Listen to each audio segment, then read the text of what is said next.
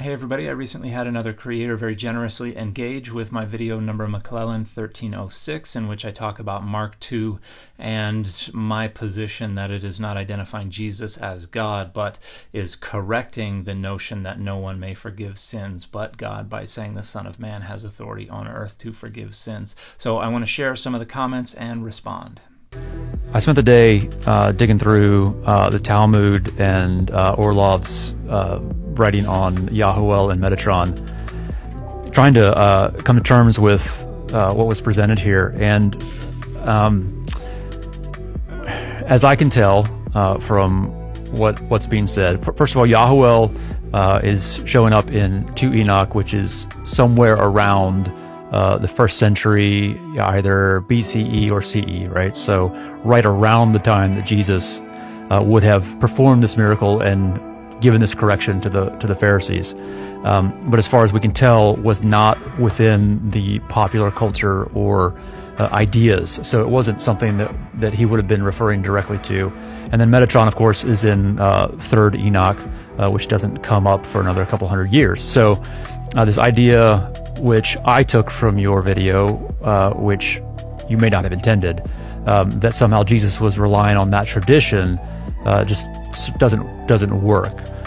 So I would say my point was not to suggest that the author of the Gospel of Mark was quoting or was directly referring to or was directly influenced by the Apocalypse of Abraham and 2nd Enoch and 3rd Enoch. The point was to show that this conceptual framework was in circulation and is bubbling to the surface across a long period of time and with different figures and in different ways, suggesting that there was a more generic idea of this name-bearing figure who is authorized to exercise God's power and authority and reify God's presence. And so the Gospel of Mark is just another text in this time period, in this region, within this tradition, in which this more generic conceptual framework is bubbling to the surface. So it's not to assert genetic relationships. It is to suggest that this was in circulation. This was part of the popular ideas of the culture. And I don't think we have nearly enough data to be able to reconstruct enough of those popular ideas and that popular culture to say, no, this was not in circulation. I think the best we can do is say it is popping up across a few different centuries with different figures in different texts, which suggests it was something that was in broader, more generic circulation. And in fact, when we go back to Exodus and when we go to the Talmud, and particularly Sanhedrin 38b, where they're referring to that Exodus passage, and there is a discussion as to whether or not Metatron, at the point when the Talmud was developed, that was certainly a thing, they see Metatron as that angel, that messenger of God that goes before Israel.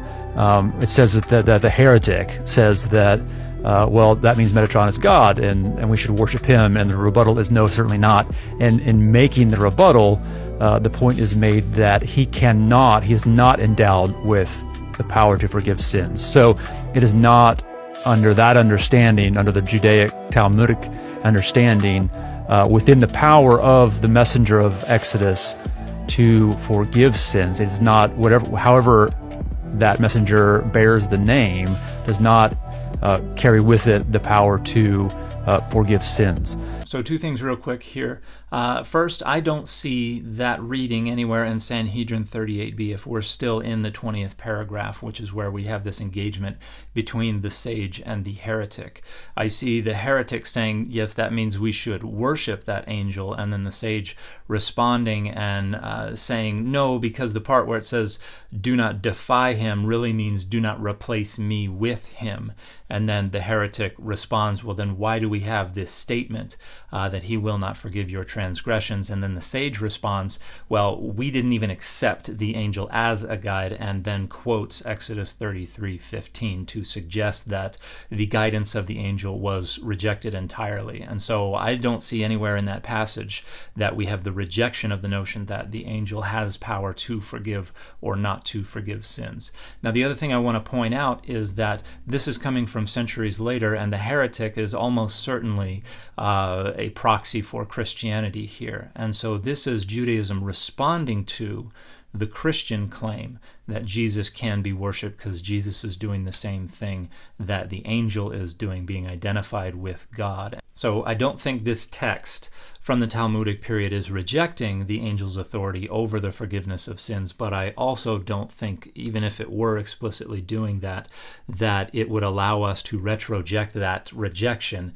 back into the first century CE and say, see, early Jewish people rejected it back then as well. If it did reject that authority, it's obviously coming within the context of engagement of and rejection of a Christian perspective on Jesus's relationship with God.